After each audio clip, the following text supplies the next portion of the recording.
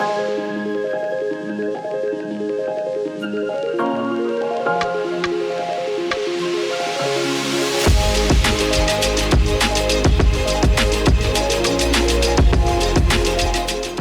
retour dans Aix-Marseille Zéro Carbone avec un moment de conclusion pour cette matinée. Nous reprendrons cet après-midi. Restez bien sûr avec nous sur la tribune.fr et ici en direct de la Tour Marseillaise, puisque cet après-midi nous parlerons bien sûr des sujets de logistique urbaine, des sujets dans lesquels les villes bien sûr et les métropoles sont confrontées. Et puis bien sûr on parlera d'industrie décarbonée. Mais avant cela, je vous ai préparer une séquence intéressante parce qu'on s'est dit beaucoup de choses ce matin et moi j'avais envie d'avoir une séquence, on va dire, à contre-champ. Alors c'est quoi une séquence à contre-champ? C'est justement, on a beaucoup entendu de Marseille en grand, de grands projets, d'infrastructures, de croissance. Et moi j'ai invité l'auteur d'un livre qu'elle a coécrit avec Pierre Rabhi, Vivre mieux sans croissance. C'est justement aux éditions J'ai lu. C'est toute une collection. Bienvenue Juliette Duquesne ici à Aix-Marseille. Bonjour à toutes et à tous, merci de l'invitation. Vous êtes journaliste, vous êtes spécialiste en environnement. Vous avez, comme je le dis, développé toute une collection. Et moi, j'avais envie qu'on soit un peu en contre-champ justement, parce qu'on se dit quand même on est dans une société avec beaucoup de défis. La question, on peut s'interroger, je pense qu'avec la crise de la Covid et tout ce qu'on a connu, ça a peut-être remis en question aussi nos modèles de pensée, d'un rapport différent avec la nature, un rapport différent avec la proximité. Et on peut s'interroger aujourd'hui avec peut-être tous ces milliards dont on parle d'investissements, d'infrastructures. Est-ce que tout ça va dans le bon sens de notre rapport avec la Terre, avec la biodiversité? Et moi, tout d'abord, peut-être Juliette, c'est pour ça que j'ai appelé contre-champ, c'est que je pense qu'on va avoir en tous les cas peut-être un propos différent de ce que vous avez entendu ce matin. Et c'est, je crois, important qu'un journal comme La Tribune, justement, apporte un pluralisme des idées, des opinions pour nourrir, justement, le débat dans une matinée comme ce matin. Peut-être rapidement, un rapport d'étonnement. Juliette, vous avez été discrète, vous étiez assise au premier rang, vous avez écouté. Quel est votre rapport d'étonnement en ayant écouté toutes ces femmes et ces hommes assez enthousiastes de leur territoire, mais vont-ils dans la bonne direction ? Alors, je ne vais pas me placer non plus en juge, quand même, de tout ce qui a été fait. Je précise juste que dans mes enquêtes, justement, j'interroge entre 60 et 80 personnes et je passe plus d'un an et j'interroge 2 multinationales, à l'économie sociale et solidaire, aux associations, aux chercheurs. Voilà, j'essaye d'avoir un vaste panorama donc de toute la société civile, même si on peut jamais être complètement exhaustive et même si on n'est jamais complètement objective, j'essaye d'être vraiment honnête intellectuellement. Et c'est mes enquêtes qui m'ont conduit à ce constat à vivre mieux sans croissance. Et par rapport à ce que j'ai entendu tout à l'heure, déjà, ce qui me paraît bien, c'est qu'on prend de plus en plus en compte les questions écologiques, notamment les émissions de gaz à effet de serre. On va en reparler tout à l'heure. Marseille, c'est un lieu stratégique parce qu'il y a la mer tout autour. La mer Méditerranée est une des mers les plus polluées au monde. C'est une mer fermée où il y a énormément de projets entre l'extraction, les projets touristiques qui se chevauchent. J'avais interrogé des spécialistes qui parlait que la mer Méditerranée était proche du burn-out. Donc c'est très important que ici on mette en place tous ces projets-là. Après, on va y revenir durant mon intervention. Je pense qu'il y a des points à faire attention, notamment à la croyance à l'innovation. J'ai beaucoup entendu parler d'innovation et c'est vrai que l'innovation technologique n'est pas la solution à tous les problèmes. On va en reparler. Il y a aussi l'innovation sociale. Dans les points positifs, je trouve, c'est qu'on a par contre beaucoup entendu parler de... Alors chacun avait ses termes, hybridation, il y a aussi le terme coopération. Et c'est vrai que moi, je me rends compte dans mes enquêtes, ce qui fonctionne le plus, c'est quand il y a la coopération entre le milieu associatif, les citoyens, les entreprises et les collectivités locales. Ça, on a beaucoup entendu parler ce matin. On reparlera peut-être, moi c'est vrai, alors je vais mettre un peu les pieds dans le plat. Moi, dans mes enquêtes, je me rends compte que parfois, il faut aussi des garde-fous, parce que notamment les multinationales, on a vu encore les chiffres récemment des dividendes et des rémunérations des grands patrons. On demande beaucoup de sobriété aujourd'hui. Moi, je pense qu'il y a quand même aussi quelque chose d'indécent de demander de la sobriété aux gens de tous les jours avec ces chiffres-là. Et c'est vrai que moi, je me rends compte, alors je vais fâcher quelques personnes dans la salle, que parfois, dans les multinationales, il y a quand même on peut aller vers une tentative de greenwashing sans vraiment d'action concrète, et que c'est plus le cas pour les multinationales que pour les PME qui, parfois sur le territoire, se rapprochent plus de l'ESS et arrivent mieux à travailler avec les collectivités locales et les citoyens. En tout cas, écoutez, nous, Juliette, on vous a proposé une carte blanche, justement, pour cette fin de matinée. C'est pour, justement, ouvrir un peu les chakras, pour nous remettre aussi en question. Et chacun fera son point de vue. Mais je pense qu'en tous les cas, quand on lit « Vivre mieux sans croissance », il faut le lire parce que dès qu'on parle à des acteurs économiques, par exemple, de décroissance ou de sans croissance, ça fait peur. Alors que quand on lit votre livre, je crois que ça peut nous réconcilier justement avec un certain nombre d'enjeux. Dans un livre dans lequel, comme vous dites, vous interrogez près d'une soixantaine de personnes, donc avec des acteurs et des opinions très différentes. Vous avez fait un vrai travail de journalisme. Vous êtes journaliste. Alors peut-être un point important, on a beaucoup parlé de décarbonation, de zéro carbone. Et là, vous souhaitez déjà peut-être nous mettre en garde sur un premier sujet que vous souhaitez partager avec nos invités ce matin. Alors bien sûr, je ne vais pas remettre en cause le changement climatique qui est essentiel. On voit les conséquences au quotidien déjà aujourd'hui. On voit bien sûr que nos émissions de gaz à effet de serre sont très importantes et il ne faut pas oublier de prendre en compte toutes les émissions importées parce qu'on importe énormément de produits qui sont fabriqués à l'extérieur quand on prend en compte les émissions de gaz à effet de serre. Après, il y a deux points que je voudrais mentionner. C'est quand on dit neutre en carbone. Neutre en carbone, donc quand certains se disent neutre en carbone, Google se dit neutre en carbone, ça ne veut pas dire qu'ils n'émettent pas de gaz à effet de serre. Ça veut dire qu'ils compensent, par exemple, en plantant des arbres à l'autre bout de la planète. Et c'est vrai que d'un point de vue écologique, la compensation est c'est quand même décrié par certains spécialistes, certains chercheurs, en disant que lorsqu'on détruit ou qu'on dégrade l'environnement, on ne sait pas complètement compenser. Ça, je pourrais faire toutes les 20 minutes là-dessus, mais c'est une parenthèse importante. Après, bien sûr, c'est important de compter en émissions de gaz à effet de serre, mais attention, il ne faudrait pas qu'on fasse la même chose qu'on a fait après la Seconde Guerre mondiale en ne comptant que le produit intérieur brut. Et là, il ne faudrait pas compter qu'en émissions de gaz à effet de serre. Il y a beaucoup d'autres sources de pollution. Il faut prendre en compte les émissions de gaz à effet de serre, mais sinon, on arrive à des fausses bonnes solutions.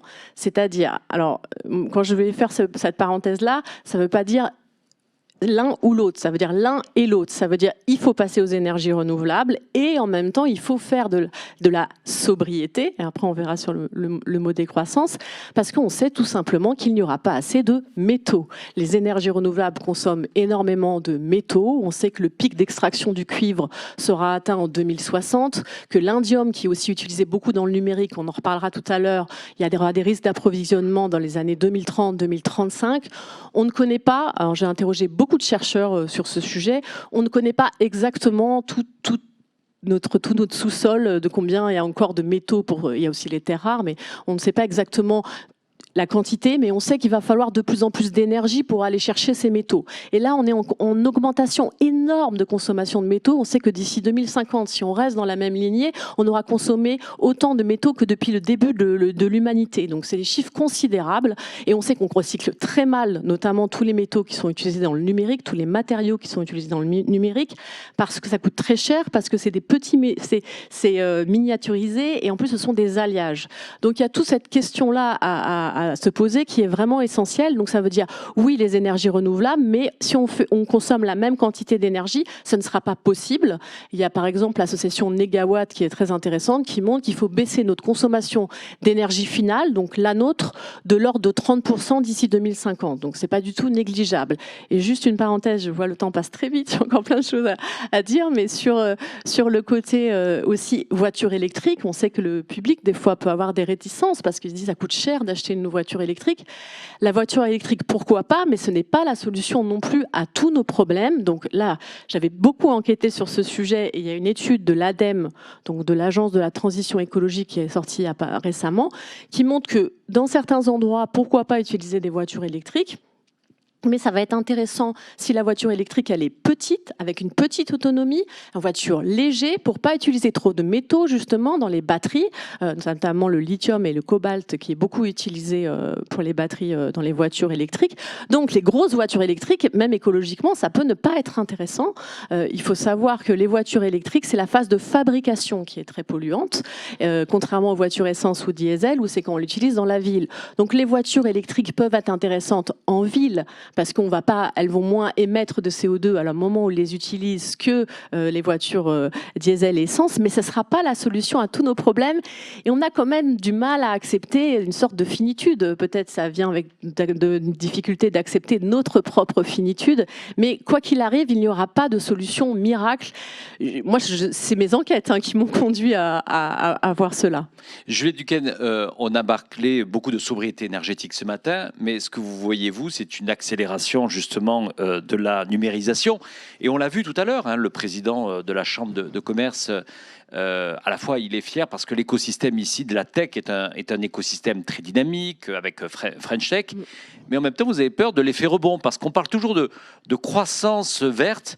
Enfin, la croissance verte, vous êtes très méfiante, Juliette, sur ce terme. Moi, je pense que c'est pas possible d'avoir de la croissance verte. On peut avoir certains secteurs qui vont croître, mais globalement, on sait, et là, c'est toutes les études qui le montrent. Il n'y a même pas débat quand dans les chercheurs.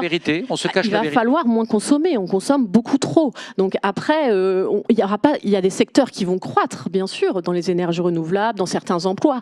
Mais globalement, il va falloir accepter qu'il faut moins consommer. On consomme 6 fois plus que dans les années 60. À un moment, la planète ne peut pas absorber ça. Et c'est très récent, cette consommation, cette surconsommation. C'est après la Seconde Guerre mondiale. Moi, je le vois dans toutes mes enquêtes. Toutes les formes de pollution, elles explosent. On voit les courbes après la Seconde Guerre mondiale. Ça n'a pas toujours été le cas. Et le numérique, c'est vrai qu'en plus, avec la Covid, ça s'est considérablement accéléré. On a une accélération complète de la numérisation de notre société.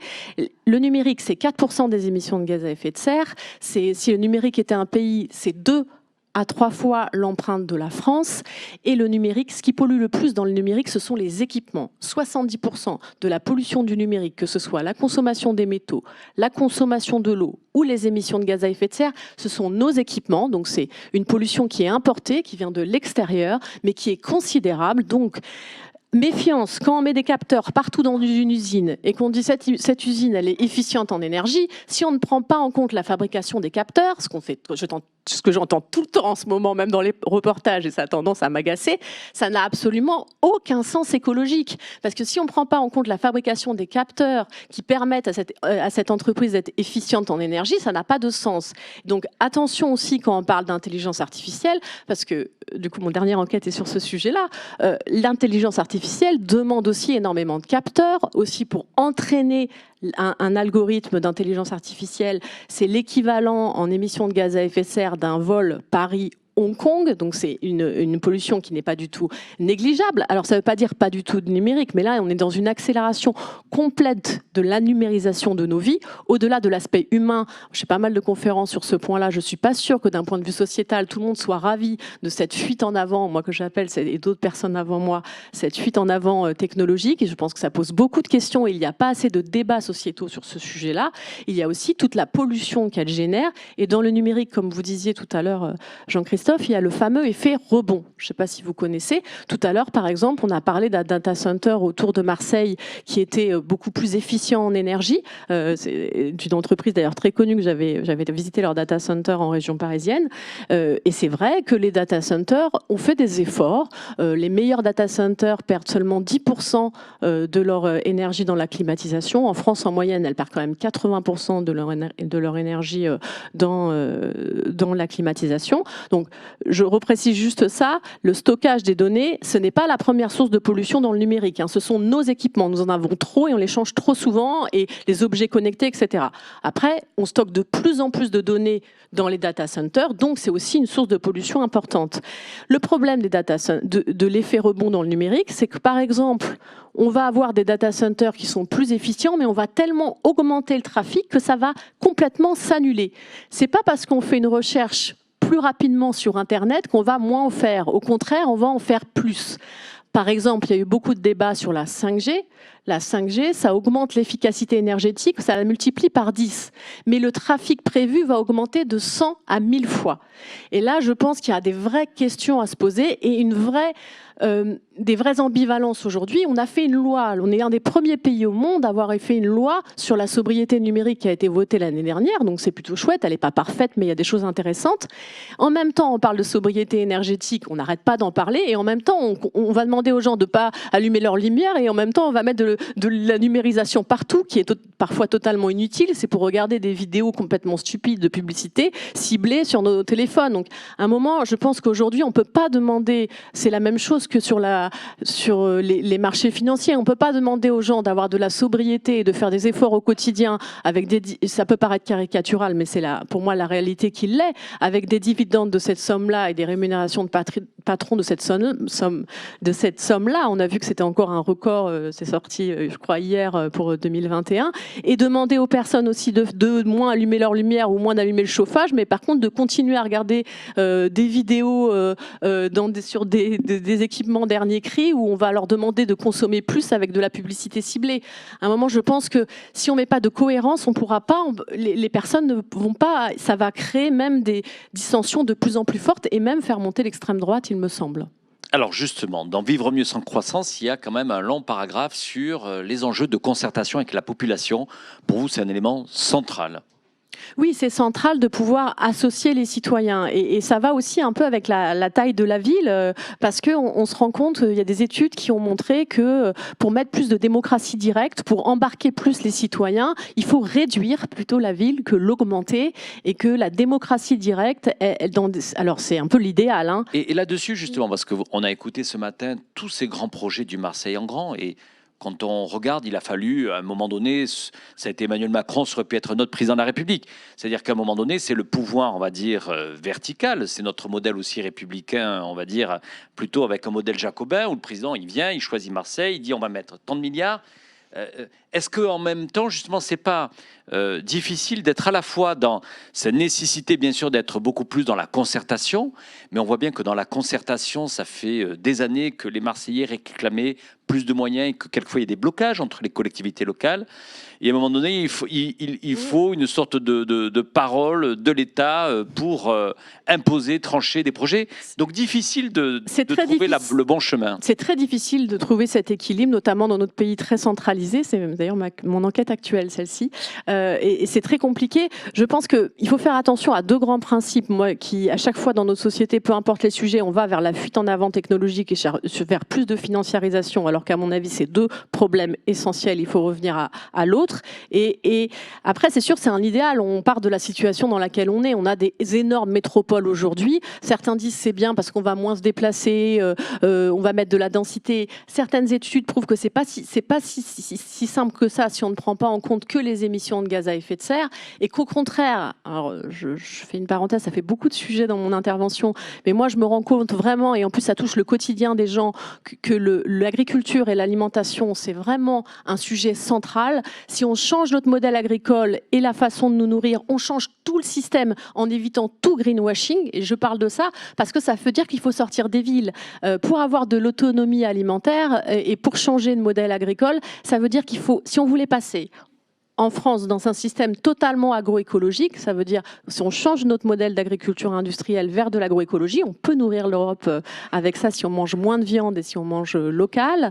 Ça mettrait 30% d'emplois en plus dans les champs. C'est-à-dire je ne dis pas qu'il faut forcer les gens à le faire, hein, ça serait bien sûr fait en concertation, ça ne serait pas la même agriculture qu'aujourd'hui, une agriculture très différente. On préserverait l'eau, parce qu'aujourd'hui, la quasi-totalité des cours d'eau et des nappes phréatiques sont polluées par les pesticides et les nitrates, et 80% de l'eau l'été est consommée par l'agriculture, donc on préserverait énormément la ressource en eau. Au-delà même du changement climatique, on avait déjà un problème avec l'eau, hein.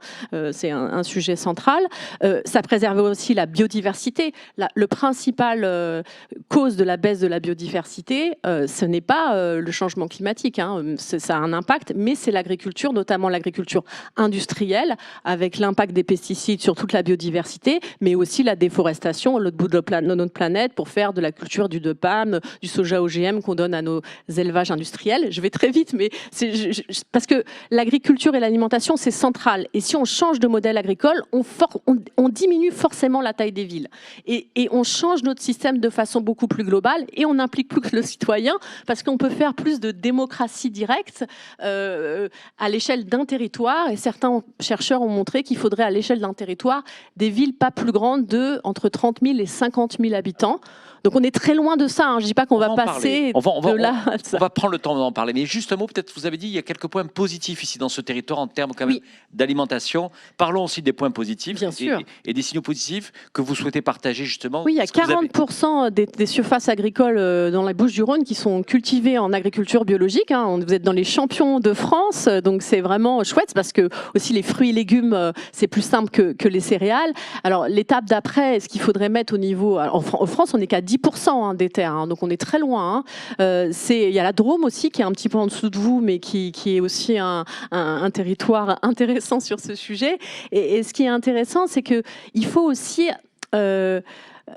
mettre de la polyculture, c'est-à-dire qu'il faut pas, c'est pas forcément qu'il faut plus du tout d'élevage, après on peut pour des questions éthiques, mais il faut par exemple que les cochons, 13 millions de porcs élevés en Bretagne chaque année, hein, donc voilà pourquoi on a des algues vertes, il faut qu'il y ait un peu d'élevage dans chaque exploitation ferme de France pour que le fumier serve de compost, pour faire du bon compost et qui serve aujourd'hui aux maraîchers qui sont à l'autre bout de la France. Et c'est à cette condition qu'on pourra nourrir l'Europe si on change de modèle agricole. Il y a plusieurs études qui le montrent. Il faut que chaque déchet servent de ressources.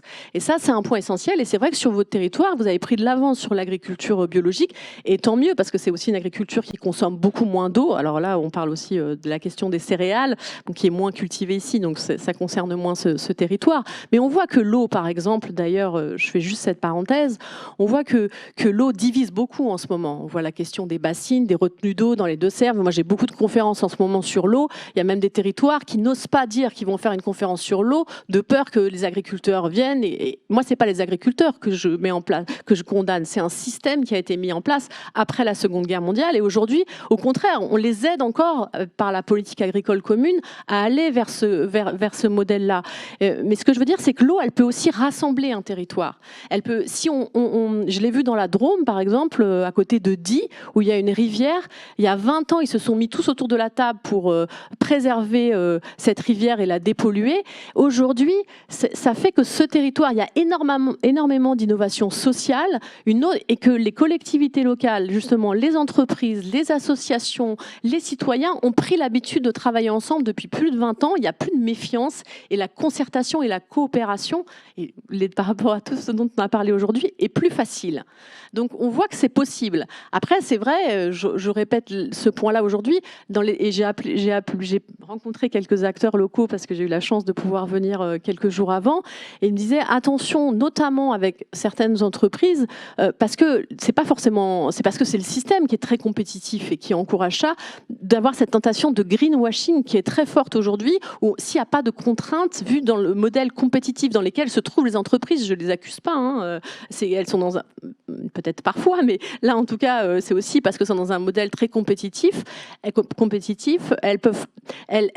y a une tentation de baisser les normes s'il n'y a pas d'obligation derrière. Et ça, on le voit, il y a une association, la FNE, France Nature et Environnement des Bouches-du-Rhône, qui me parlait d'un cas concret de logement qui avait été mis en place où les normes, elles ont été baissées sans que c'était pas ce qui était prévu au début. Et moi, j'ai eu beaucoup de témoignages de personnes qui veulent rester anonymes en ce moment, dans des multinationales, de greenwashing complet sur la sobriété numérique, où carrément, là, il y a carrément trafic des données où on donne pas les bonnes. Parce que sur le numérique, vu que c'est très dispersé, c'est très difficile de mesurer la pollution du numérique. On peut un peu tout dire et son contraire.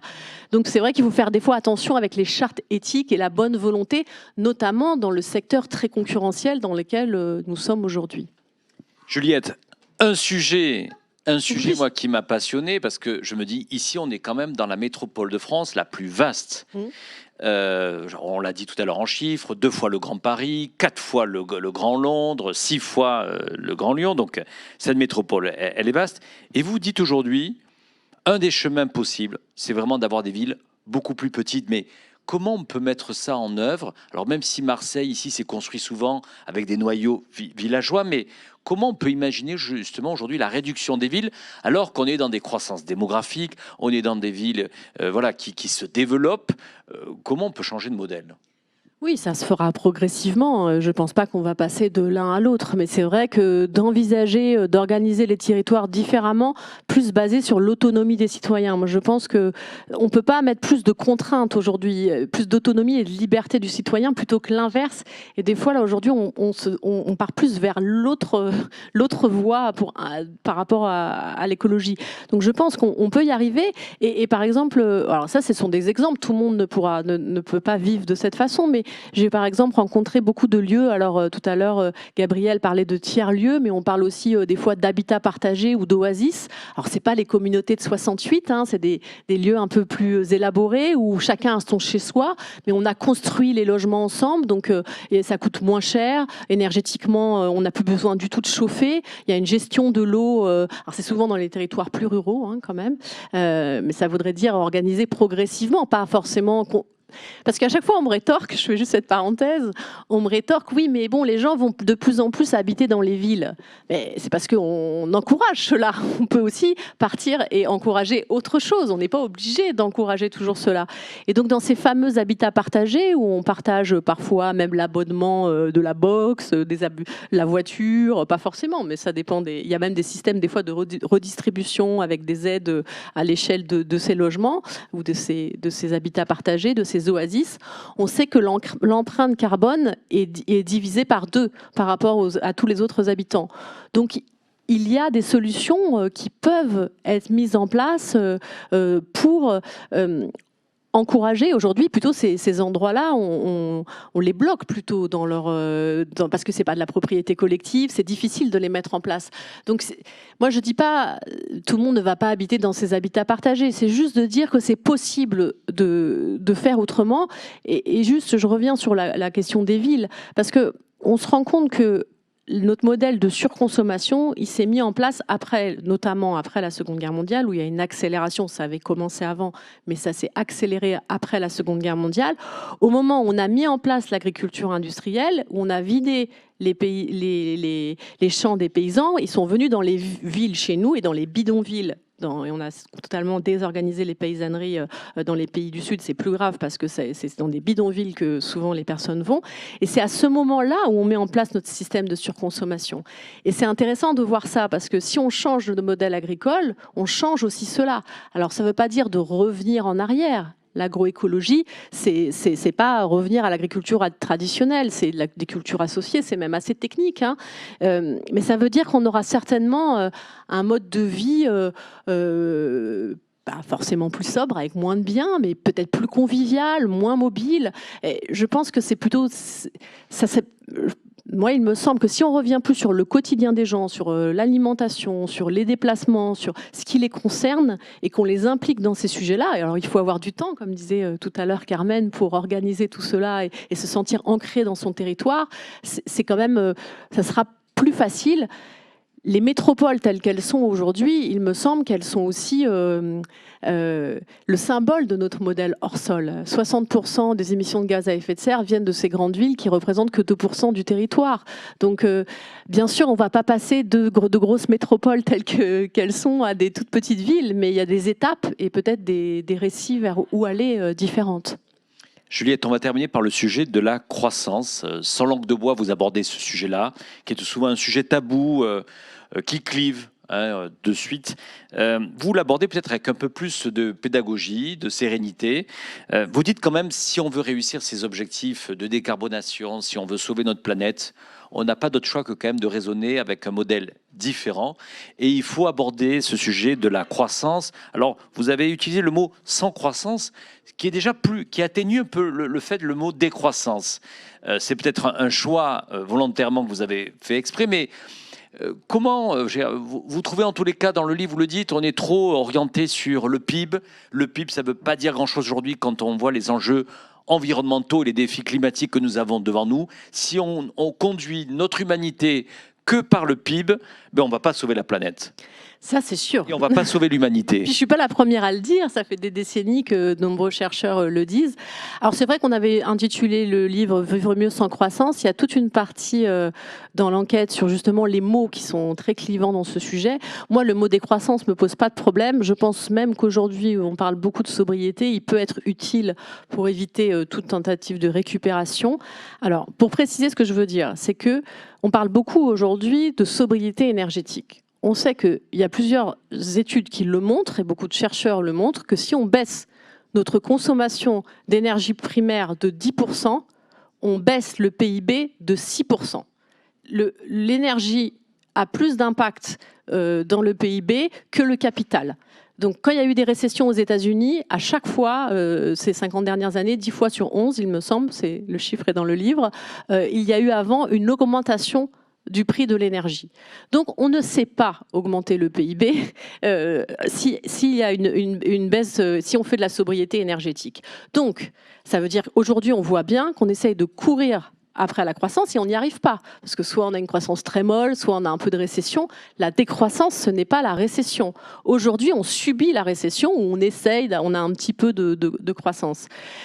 Le problème, c'est qu'il n'y a rien de pire qu'un modèle basé sur la croissance sans croissance. Ça va augmenter les inégalités, ça va augmenter le chômage, donc c'est terrible. Alors que si on organise la décroissance, si on organise un modèle différemment, de toute façon, moi c'est mes enquêtes j'ai pas toujours, voilà, comme vous tous et toutes, enfin en tout cas moi j'ai grandi en région parisienne, j'étais très éloignée de ces sujets-là, et c'est quand j'ai enquêté, quand j'ai interrogé plein de chercheurs sur le terrain que je me suis rendu compte et voilà que j'ai vu ces constats-là, on n'y arrivera pas. Donc autant l'organiser plutôt organiser la décroissance plutôt que de subir la récession. Et ça veut dire que il faut la première chose, si on veut qu'on ne subisse pas le chômage, c'est d'arrêter de toujours chercher des gains de productivité, ce qui est le cas aujourd'hui. Et par exemple, dans le service, faire la toilette d'une personne âgée plus rapidement, ça n'a aucun sens. Le problème, c'est qu'aujourd'hui, on cherche tous les ans à gagner des gains de productivité, soit en faisant différemment, soit avec des innovations technologiques. Et tout cela, ça c'est une possibilité pour s'organiser différemment. Et dans l'enquête, j'interroge de multiples entreprises, alors qui sont plus liées souvent à l'ESS, à l'économie sociale et solidaire, où les écarts de salaire sont limités et où les dividendes aussi sont limités, où on voit que même eux, quand leur entreprise atteint une certaine taille, ils décident de ne plus grandir.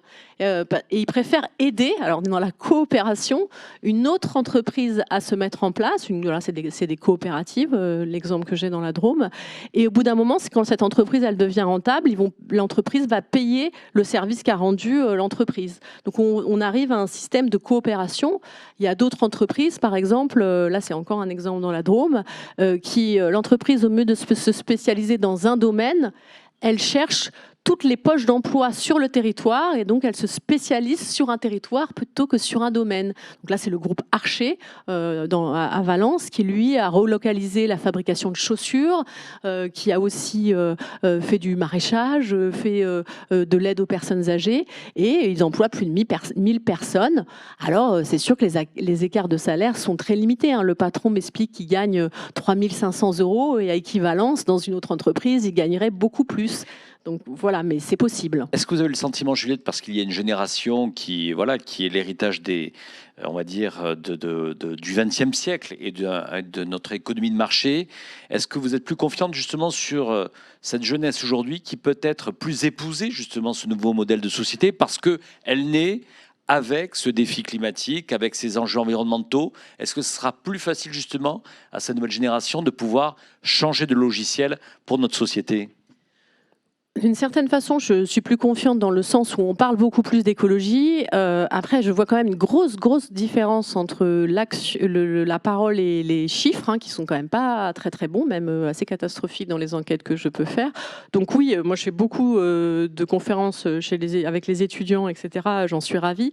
Attention à cette fuite en avant technologique où on reste vraiment dans ce logiciel-là. Alors je dis pas de revenir à l'âge de pierre, hein, c'est pas ce que je suis en train de dire, mais vraiment là, on voit qu'on est dans une accélération considérable de la numérisation. J'ai vu qu'à Marseille, vous allez accueillir la première académie du métavers. C'est fait avec une entreprise d'insertion que j'ai interrogée, d'ailleurs, Simplon, qui est très bien. Hein. Je ne dis pas que... Moi, je suis personne pour dire vers quoi on doit aller, mais je dis juste qu'il faut avoir des débats sociétaux sur ces sujets-là et que avant de décider, aujourd'hui, on va vers une technologie et on se dit après, ah bah oui, les réseaux sociaux sont en train de complètement dénaturer notre démocratie. Ah bah oui, on utilise beaucoup trop de numérique, les personnes âgées peuvent plus servir des services publics parce qu'ils sont numérisés. Une fois que la technologie est généralisée, moi je dis juste que là, par exemple, il faudrait qu'on ait, comme on le fait aujourd'hui, beaucoup plus de débats sociétaux sur ces technologies. Est-ce que oui ou non, on a envie d'aller vers le métavers, d'utiliser beaucoup plus cette technologie avant qu'on nous l'impose? Et ça, je pense que c'est d'un point de vue, c'est très important. Nous, on a appelé c'était Pierre Rabhi, donc qui est décédé il y a quelques mois, notre dernier ouvrage, l'humain au risque de l'intelligence artificielle. Donc, on pourrait dire de la numérisation plus largement. Et je pense qu'il y a l'humain et la planète. Il y a les deux points qui sont liés. Et je pense qu'il y a des questions à se poser sur ce sujet-là. Donc moi, ma crainte, elle est là. Il y a de l'espoir quand on voit qu'on parle plus d'écologie, qu'on prend plus en compte les émissions de gaz à effet de serre et qu'on prend plus en compte le climat. Mais ma crainte, elle est notamment sur la fuite en avant technologique et sur la financiarisation, parce qu'aujourd'hui, il y a de plus en plus de produits financiers qui se développent dans le grand mot finance verte, où on va mettre des produits financiers, on va parier sur, alors ça c'est plus aux États-Unis et en Australie, sur le prix futur de l'eau, par exemple. Donc on privatise carrément pas la gestion de l'eau, mais la ressource en eau. Et il y a aussi de plus en plus de produits financiers sur la biodiversité qui se mettent en place. Et donc là, je pense qu'il y a un vrai danger, d'autant plus que c'est souvent sous le terme finance verte. Et on sait ce que ça a donné pour les matières premières agricoles avec beaucoup de spéculation. Je pense que c'est les deux risques, même si... quand même conclure sur quelque chose de positif. Il y a bien sûr de l'espoir quand on voit que les jeunes, et pas que les jeunes d'ailleurs, en tout cas une partie de la population, sont plus concernés par ces sujets-là. Juliette, un dernier mot, puisqu'on a beaucoup parlé du Marseille en grand ce matin. Là, vous avez à l'horizon Notre-Dame de la Garde, que l'on appelle ici la Bonne Mère. En une minute, comme on a parlé du Marseille en grand, qu'est-ce qu'il faut réussir Marseille en petit? Parce que, est-ce que finalement... Marseille en petit, c'est pas aussi important que Marseille en grand pour réussir? Tout à fait. Et peut-être pour terminer, Marseille était autonome en fruits et légumes dans les années 50. Aujourd'hui, j'ai regardé le chiffre d'autonomie alimentaire de Marseille, c'est autour de 2%. Alors, pas que sur les fruits et légumes, hein, plus globalement. Je pense qu'il faut remettre l'agriculture et l'alimentation au centre de nos sujets. Si on remet l'agriculture et l'alimentation au centre, c'est-à-dire comment on produit notre nourriture, où on l'achète, on change tous nos modèles sans tentative de greenwashing de personne. Je pense que c'est vraiment le point essentiel. Et donc pour Marseille, ça peut être ça aussi. Ça veut dire, bien sûr, ça ne va pas être du jour au lendemain, ça peut se faire progressivement. Mais ce n'est pas remettre forcément... Bien sûr, c'est très bien de mettre des îlots de verdure dans la ville, etc. Mais c'est que nous, on apprenne à ne plus vivre de façon hors sol et qu'on revienne plus à la nature et de vivre en harmonie avec la nature. Et je pense que dans tous les sujets d'enquête que je réalise, je me rends compte qu'on essaye à chaque fois de contenir le système plutôt que de changer les fondements. Et là, je pense qu'il y a un risque, c'est ça, c'est de contenir le système, de se dire on va rester dans des villes de la même façon, qui vont même grandir en mettant des voitures électriques partout et des îlots de verdure. Il faut le faire ça, mais il faut aussi réduire la taille de la ville et réorganiser différemment et pas à chaque fois artificialiser de nouveaux sols. Je sais que c'est aussi une problématique dans la région importante. Voilà, Juliette Duquesne, Vivre mieux sans croissance, aux éditions J'ai lu. Voilà, c'est les choix. On avait envie à la tribune d'offrir une carte blanche à Juliette parce que c'est important aussi qu'on ait un pluralisme de vision, d'opinion par rapport à tous ces sujets-là. Merci. Vous dire que vous étiez ce matin 12 500 connectés à nous suivre sur latribune.fr parce que bien sûr, dès qu'on parle d'Aix-Marseille, ça intéresse au-delà du territoire. On se retrouve à 14h pour parler de décarbonation de logistique et d'industrie décarbonée. Merci à vous toutes et à vous tous.